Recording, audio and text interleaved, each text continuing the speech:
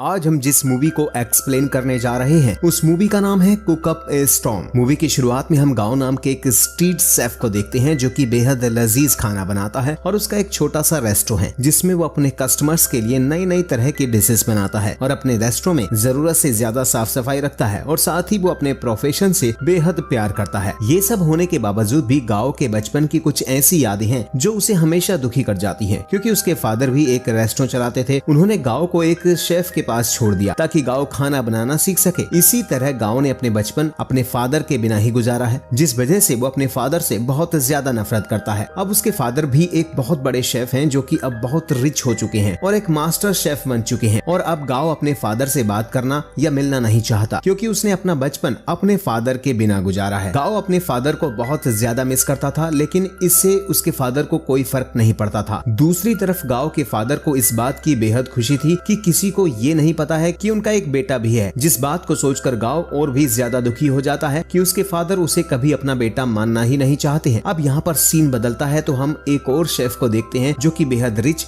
और बहुत ही ज्यादा हैंडसम है, जो कि फ्रांस में रॉयल फैमिलीज के लिए खाना बनाता है। उस लड़के का नाम पॉल है और पॉल का ये ख्वाब होता है कि वो अपनी कंट्री यानी चीन में अपने फादर के लिए एक बहुत बड़ा रेस्टोरेंट खोले। इसलिए वो फ्रांस को छोड़कर अपनी कंट्री चीन में वापस आ जाता है। अपनी कंट्री में आकर वो एक फिश सेलर के पास जाता है और उससे कहता है कि मुझे एक बहुत बड़ी मछली दिखाओ, लेकिन फिश सेलर बड़ी फिश नहीं है ये कहकर मना कर देता है। तभी वहाँ पर गाओ आता है और उस फिश सेलर से बड़ी मछली मांगता है, तो वो फिश सेलर उसे तुरंत बड़ी मछली निकाल कर दे देता है, जिस वजह से पॉल गाओ की तरफ बहुत ही गुस्से वाली नजरों से देखता है, जैसे कि वो इससे इस बात को लेकर जल रहा हो। फिर फिश सेलर इन दोनों को एक दूसरे को घूरते हुए देखकर वो फिश के 2 टुकड़े कर देता है। इसके बावजूद भी वो दोनों एक दूसरे को बहुत ही गुस्से की नजरों से देख रहे होते हैं। इसके बाद हम पॉल के एक बेहद ही खूबसूरत आलीशान रेस्टोरेंट को देखते हैं जिसकी ओपनिंग आज ही होने वाली है। रेस्टोरेंट बहुत ही खूबसूरत और आलीशान था। इसमें हर चीज मॉडर्न थी और बहुत ही महंगी थी। यहाँ की डेकोरेशन बेहद आलीशान थी। दूसरी तरफ हम देखते हैं कि पॉल का रेस्टोरेंट बिल्कुल गांव के रेस्टोरेंट के सामने है। इसी वजह से गांव के फ्रेंड्स डर जाते हैं कि ये रेस्टोरेंट इनके कस्टमर को छीन लेगा, और ऐसा होता भी है क्योंकि उस रेस्टोरेंट की सजावट को देखकर सभी कस्टमर उस रेस्टोरेंट की तरफ अट्रैक्ट हो रहे थे और गांव के कस्टमर्स उस न्यू रेस्टोरेंट की तरफ जा रहे होते हैं। तभी गांव के फ्रेंड्स उसे सपोर्ट करने के लिए एक डिस्काउंट ऑफर रखते हैं। ये डिस्काउंट ऑफर कस्टमर्स को फिर से गांव के खाने की तरफ उन्हें ले आता है और उस रेस्टोरेंट के कस्टमर गांव की तरफ आने लगते हैं, जिसकी वजह से पॉल और गांव के दोस्तों के बीच में लड़ाई होने लगती है। पॉल के दोस्त गांव के दोस्तों से कहते हैं कि तुम्हें हमारी सक्सेस से जलन हो रही है, इसलिए तुम ये चीप ट्रिक अपना रहे हो। इस लड़ाई के अंत में ये फैसला होता है कि क्यों ना इन दोनों रेस्टोरेंट के शेफ के बीच में एक कंपटीशन रखा जाए। किस शेफ का टेस्ट बेहतर है वही ये कंपटीशन जीत जाएगा। पहले तो पॉल और गाओ एक दूसरे से कंपटीशन करने के लिए तैयार नहीं होते हैं, लेकिन जैसे ही ये दोनों एक दूसरे के सामने आते हैं तो दोनों को फिश स्टोर पर हुआ इंसिडेंट याद आ जाता है और दोनों इस कंपटीशन के जरिए एक दूसरे को सबक सिखाने का ठान लेते हैं। कंपटीशन करने के लिए हाँ कह देते हैं। कंपटीशन स्टार्ट हो जाता है और एक टेबल के ऊपर बड़ी सी मछली रख दी जाती है। तो सबसे पहले पॉल को चांस दिया जाता है। वो अपने एक नायाब तरीके से फिश के अंदर से उसके कांटे बहुत जल्दी और यूनिक तरीके से निकाल रहा होता है, जो लोगों को बहुत ही पसंद आता है। इसके बाद पॉल उस फिश को गाओ की तरफ पास करता है तो गाओ उस फिश को अपने पुराने स्टाइल में काटता है, लेकिन जैसे ही फिश के टुकड़े हो जाते हैं वो उन टुकड़ों को बेहद शानदार तरीके से लोगों के सामने दिखाता है, क्योंकि फिश की शेल्फ पर बिल्कुल भी मांस यानी मीट नहीं बचता। ऐसा होना बहुत ही मुश्किल होता है। दोनों का टैलेंट लोगों को बेहद पसंद आता है। उसी दौरान वहाँ पर कुकिंग कंपटीशन का चेयरमैन होता है और वो दोनों की कुकिंग स्टाइल को देखकर इम्प्रेस हो जाता है और उन्हें इस कंपटीशन में पार्टिसिपेट करने के लिए कहता है। इस बात को सुनकर दोनों अपने मन में सोचते हैं कि कैसे इन कंपटीशन को जीतकर सामने वाले को बताया जाए कि बेस्ट शेफ कौन है। इसी के चलते ये दोनों कंपटीशन के लिए हाँ कर देते हैं। इसके बाद पॉल का इंटरव्यू होता है तो पॉल उन्हें बताता है कि मैंने फ्रांस में भी कुकिंग की है और जब मैंने चीन आकर देखा तो यहाँ पर लोग अभी भी पुराने तरीके से कुकिंग कर रहे हैं। दरअसल वो इनडायरेक्टली गाओ को ही टॉन्ट कर रहा होता है। पॉल की बात सुनकर गाओ को बहुत गुस्सा आता है। तभी ये रिवील होता है कि इस कंपटीशन में पहले फुर्सत लेवल को पार करना होगा, तभी आगे के लेवल में एंट्री होगी और अगर इस कंपटीशन को जीत जाते हैं तो उन्हें मास्टर शेफ से मिलने का मौका मिलेगा। ये मास्टर शेफ कोई और नहीं बल्कि गाओ के फादर ही थे। इसके बाद गाओ के पास में पॉल की फ्रेंड आती है और वो गाओ और उसकी फ्रेंड को अपने रेस्टोरेंट में खाना खाने के लिए इनवाइट करती है, जिसके बाद गाओ और उसके फ्रेंड उसके रेस्टोरेंट में खाना खाने जाते हैं। वहाँ पर पॉल तो खाना सर्व करने नहीं आता बल्कि पॉल की फीमेल फ्रेंड ही उन्हें खाना सर्व करने के लिए आती है। जब खाना सामने आता है तो दिखने में तो वो सिंपल एग और प्लांट पोट की तरह लगता है, लेकिन जैसे ही गाओ और उसके दोस्त खाने को टेस्ट करते हैं तो बाकी खाने का टेस्ट बेहद ही अलग और और डिलीशियस था। तभी गाओ अपने मन में सोचता है कि पॉल की खाना बनाने की टेक्नोलॉजी वाकई में काफी एडवांस है। इसके बाद गाओ उस खाने को लेकर सीधा किचन में चला जाता है और वहां पर जाकर उस खाने को फेंक कर कहता है कि तुम क्या दिखाना चाहते हो कि तुम्हारा खाना बहुत ही ज्यादा अच्छा है और तुम्हारी डेकोरेशन बहुत खूबसूरत है। इसके बाद दोनों में फिर से लड़ाई होने लगती है। तो पॉल उसे कहता है कि क्यों ना हम मांस को पकाने का कंपटीशन रखें। अब दोनों उस किचन में मांस पकाने लगते हैं। सबसे पहले गाओ मांस को पकाता है और अपने तरीके से बहुत ही टेस्टी और खूबसूरत तरीके से उस मांस को पका लेता है, जो दिखने में बहुत ही खूबसूरत लगता है। इसके बाद पॉल उससे कहता है कि मैं तुम्हें इसी मांस को दूसरे तरीके से पका कर दिखाता हूँ। दोनों का टेस्ट और किसी भी तरीके से ये बिल्कुल अलग नहीं होगा। इसके बाद पॉल अपने मॉडर्न टेक्निक से बहुत ही अच्छे तरीके से मीट को पकाता है और जब मांस पक जाता है और वो भी बहुत कम समय में, तो गाओ उस डिश को चेक करता है तो उसे अपने और पॉल के पके हुए मांस में कोई अंतर नजर नहीं आता। इसके बाद गाओ को बहुत ज्यादा दुख होता है और वो वहां से चला जाता है। अब जैसे ही गाओ रेस्टोरेंट में पहुंचता है तब उसे एक आदमी की कॉल आती है जो उससे कहता है कि गाओ के फादर उससे मिलना चाहते हैं। गाओ उनके पास मिलने जाता है और उनसे कहता है कि अब तुमने मुझे कॉल क्यों की है, जबकि आप तो दुनिया के सामने मुझे अपना बेटा मानने के लिए तैयार भी नहीं हो। इसके बाद गाओ के डैड उससे कहते हैं कि मैं नहीं चाहता कि कोई तुम्हें मेरे नाम से जाने कि तुम मेरे बेटे हो। अगर ऐसा होता तो तुम कभी भी इस चैंपियनशिप तक नहीं आ पाते। और साथ ही वो गाओ से कहते हैं कि मैं चाहता हूं कि तुम इस कंपटीशन को जीत जाओ। तो गाओ उन्हें टोंट भरे लहजे में कहता है कि मुझे आपके सपोर्ट की कोई जरूरत नहीं है और जब मुझे आपकी सबसे ज्यादा जरूरत थी तब मैंने खुद को बचपन में अकेला पाया और अब मुझे आपकी कोई जरूरत नहीं है। और साथ ही गाओ उन्हें ये भी कहता है कि अब मैं आपसे भी बड़ा शेफ बनकर दिखाऊंगा। जिस प्रोफेशन के लिए मुझे मेरा बचपन आपके बिना बिताना पड़ा, अब मैं उस प्रोफेशन में बेस्ट वर्जन बनकर निकलूंगा, क्योंकि इसी प्रोफेशन ने कभी भी आपको मुझे अपनाने से रोका है। गाओ इतना कहकर वहां से चला जाता है क्योंकि उसे अपने फादर की किसी भी बात पर विश्वास नहीं होता। इसके बाद अगले ही दिन इंटरनेशनल कुकिंग कंपटीशन स्टार्ट हो जाता है। कंपटीशन की तैयारी हो जाती है और कंपटीशन में पॉल और गाओ भी पहुंच जाते हैं, जहां पर एक को स्वीट्स बनानी होती है, दूसरे को नॉनवेज बनाना होता है। पॉल अपनी मॉडर्न टेक्निक से डिश को बहुत ही खूबसूरत और टेस्टी बना लेता है, वो भी बहुत ही कम टाइम में। लेकिन गाओ जितना टाइम दिया होता है उसी टाइम में वो अपनी डिश को बहुत अच्छे तरीके से बना लेता है, जिसे देखकर सारी ऑडियंस बहुत ज्यादा खुश हो जाती है। अब डिश को पेश करने की बारी आती है। डिश को टेस्ट करने के बाद जजेस उन दोनों को सेम पॉइंट देते हैं, क्योंकि जजेस को उन दोनों की डिश में बहुत ज्यादा अंतर नजर नहीं आता और उन्हें बहुत ही अच्छे पॉइंट भी मिलते हैं, जिसके बाद कंफ्यूजन क्रिएट हो जाता है कि आखिर इस कंपटीशन का विजेता कौन है, क्योंकि दोनों को पॉइंट सेम मिले हैं। तभी वहां पर कंफ्यूजन को ठीक करने के लिए एक जज स्टेज पर आ जाते हैं और वो कहते हैं कि मुझे पॉल की डिश के साथ साथ उसका टाइम मैनेजमेंट बहुत ही अच्छा लगा, इसलिए इस कंपटीशन को पॉल जीतता है। पॉल ये सुनकर बेहद खुश हो जाता है और गाओ बहुत ज्यादा दुखी हो जाता है और उस कंपटीशन से निकलकर वो अपने घर या रेस्टोरेंट न जाकर वीडियो गेम्स खेलने के लिए मॉल में चला जाता है और वहीं पर वो वीडियो गेम्स खेलता रहता है। तभी वहां पर गाओ के गार्जियन शेफ, जिनके साथ गाओ ने अपना पूरा बचपन गुजारा था, वो गाओ के पास आते हैं। वो उसे समझाते हैं कि हार जीत तो लगी रहती है, क्या एक हार की वजह से आप पूरे तरीके से हार जाते हैं। पहले तो गाओ घर जाने के लिए तैयार नहीं होता है, लेकिन अपने गार्जियन शेफ की बात सुनने के बाद वो घर जाने के लिए तैयार हो जाता है और उसे मोटिवेट करते हुए वो कहते हैं कि अगर आज तुम्हारी हार हुई है, अगर तुम इस हार पर काम नहीं करोगे तो फिर तुम आगे कैसे जीतोगे। अगर तुम्हें आगे जीतने के लिए कंपटीशन की तैयारी करनी है तो तुम्हें घर तो जाना होगा। जिसके बाद गाओ अपने घर चला जाता है। इधर पॉल बहुत ज्यादा खुश होता है तो वो अपने दोस्तों के साथ मिलकर ड्रिंक कर रहा होता है। तभी उसका एक दोस्त उससे कहता है कि तुम्हारी जो फीमेल फ्रेंड है, क्या तुम उसे इंटरनेशनल कुकिंग कंपटीशन में रिप्रेजेंट करने का मौका नहीं दे सकते। तो पॉल उनसे कहता है कि मैं इस बात से डिनाई नहीं करता कि वो मेरी बहुत अच्छी दोस्त है, लेकिन मैं उसे इंटरनेशनल कुकिंग कंपटीशन में कैसे ले जाने के लिए बोल सकता हूँ, जबकि उसे तो खाना बनाना भी नहीं आता। तभी पॉल की वही फीमेल फ्रेंड उसके पास 2 कप में कुछ लेकर आती है और पॉल से कहती है कि जरा इनको टेस्ट करके बताओ कि इनमें से कौन सी नमक की डिश है और कौन सी डिश मीठी है। जिसे सुनने के बाद पॉल को बहुत अजीब लगता है। दरअसल यहाँ पर एक सच रिवील होता है कि पॉल के टेस्ट बड्स काम नहीं कर रहे हैं, यानी वो अपनी डिश का टेस्ट नहीं बता सकता, इसलिए वो अपनी फीमेल फ्रेंड पर डिपेंड था। लेकिन अभी तक तो ये राज था, लेकिन अब उसकी ये दोस्त उसके साथ धोखा करके ये बात उसके उन दोस्तों को बता देती है। और साथ ही यहाँ पर एक और शॉकिंग सच सामने आता है। पॉल की फीमेल फ्रेंड उसके मेल फ्रेंड के साथ रिलेशनशिप में थी। ये बात वो उस दिन खुद एडमिट करती है और साथ ही उसके दोस्त उसके सामने एविल प्लान रिवील करते हैं। वो सब पॉल के इस रेस्टोरेंट को बेचकर अपनी पूरी लाइफ आराम से बिताएंगे। और उसकी फीमेल फ्रेंड पॉल से कहती है कि तुम्हें क्या लगा था मैं तुमसे प्यार करती हूँ, ऐसा कुछ नहीं है। मैं तो तुम्हारे सहारे इस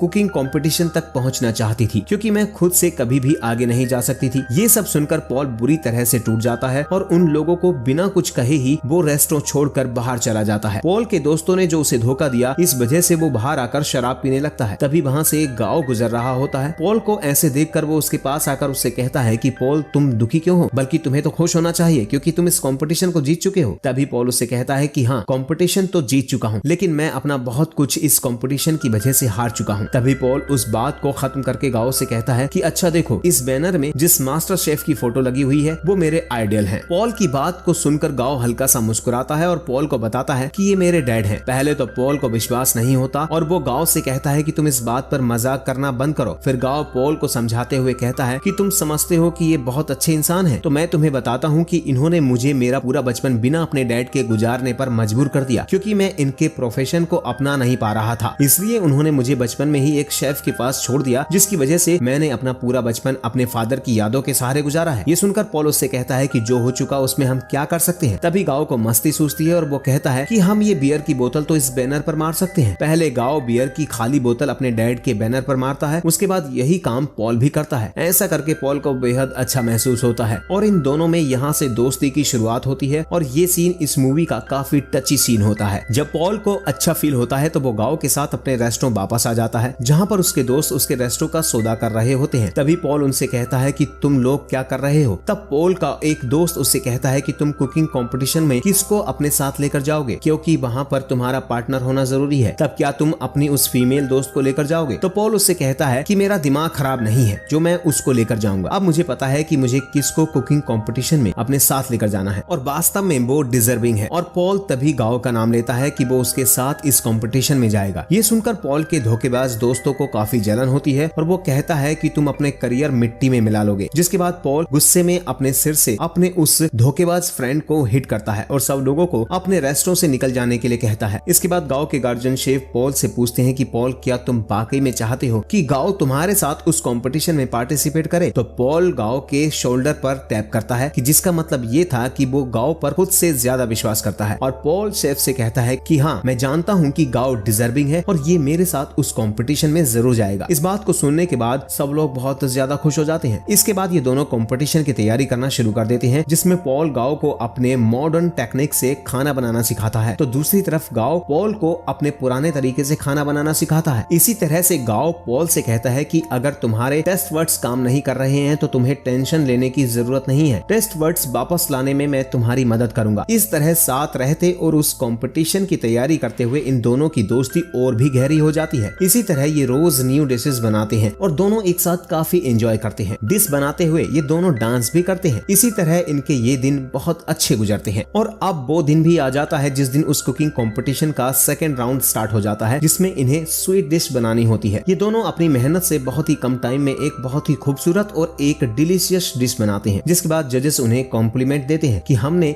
इससे पहले इतनी टेस्टी डिश कभी भी नहीं टेस्ट की है और ये दोनों इस कंपटीशन को जीत जाते हैं। इसके बाद कुकिंग कंपटीशन का थर्ड राउंड स्टार्ट होता है। इस राउंड में गाओ के फादर के सामने ही खाना बनाना था और ये कंपटीशन कुछ दिन बाद होता है। पॉल गाओ से कहता है कि इस कंपटीशन में अब तुम पार्टिसिपेट करना ताकि तुम अपने फादर का सपना पूरा कर सको। तभी गाओ पॉल से कहता है कि नहीं, तुम बहुत ही अच्छा और कम समय में खाना बनाते हो, इसलिए तुम्हें इस कंपटीशन में पार्टिसिपेट करना चाहिए और तुम्हें ये कंपटीशन जीतना चाहिए। लेकिन पॉल गाओ को इंसिस्ट करता है और उससे कहता है कि अगर तुम अपने डैड को हराना चाहते हो तो तुम इस कंपटीशन को जीत जाओ, वो भी अपने फादर को हराकर। तभी तुम प्रूव कर पाओगे कि तुम उनसे बेहतर शेफ हो और उन्होंने तुम्हें बचपन में अलग रखकर तुमसे तुम्हारा बचपन छीना, जो कि बेहद ही गलत था। इसके बाद गाओ पॉल की बात मान जाता है और उसे थैंक्स बोलता है। अब कंपटीशन का थर्ड राउंड स्टार्ट होता है, जहाँ पर गाओ पार्टिसिपेट करता है। ये कंपटीशन गाओ और उसके फादर के बीच स्टार्ट हो जाता है। गाओ के फादर तो खाना बनाना शुरू कर देते हैं, लेकिन गाओ अपनी ही जगह पर खड़ा होकर अपने बचपन की बातें सोचने लगता है कि किस तरह से उसके फादर ने उसे खुद से अलग कर दिया था और जहाँ पर उसे छोड़ा था वहाँ पर उसे बच्चे कितना ज्यादा बुली किया करते थे। उसे ऐसी हालत में देख गाओ के डैड उसके पास आ जाते हैं और उसके मुंह पर पानी डालते हैं, जिसके बाद गाओ अपनी डिश बनाना स्टार्ट करता है। दूसरी तरफ हम देखते हैं कि गाओ के फादर एक बहुत ही खूबसूरत स्वीट डिश बना रहे होते हैं, जिसमें एक तरफ आग लगी होती है और आग के अंदर से फूल निकल रहा होता है। जजेस जब उस डिश को टेस्ट करते हैं तो उन्हें बेहद पसंद आती है। अब बारी गाओ के डिश को टेस्ट करने की थी, तो वो बहुत ही सिंपल सी नूडल्स बनाकर अपने डैड के हाथ में दे देता है, जिसे देखकर उसके डैड को गाओ पर बहुत गुस्सा आता है। लेकिन जब डिश को टेस्ट किया जाता है तो सब हैरान हो जाते हैं। वो नूडल्स बहुत ही टेस्टी होते हैं। दरअसल गाओ ने नूडल्स इसलिए बनाए थे क्योंकि इन नूडल्स की वजह से ही उसके डैड ने बचपन में उससे कहा था कि तुम तो नूडल्स तक नहीं बना सकते हो, जिस वजह से उन्होंने गाओ को अपने से दूर करके शेफ के पास भेज दिया था। ये बात गाओ के डैड को समझ आ जाती है और वो बेहद इमोशनल हो जाते हैं और नूडल्स को खाना ही नहीं छोड़ते। इस तरह से गाओ अपने डैड को सबके सामने ये प्रूव कर चुका था कि वो सबसे बेस्ट सेफ है। कंपटीशन को जीतने के बाद पॉल और गाओ दोनों मिलकर एक रेस्टोरेंट चलाते हैं और अब कस्टमर्स भी बहुत तादाद में आते हैं। इसी तरह से इस मूवी की हैप्पी एंडिंग हो जाती है। वीडियो देखने के लिए धन्यवाद।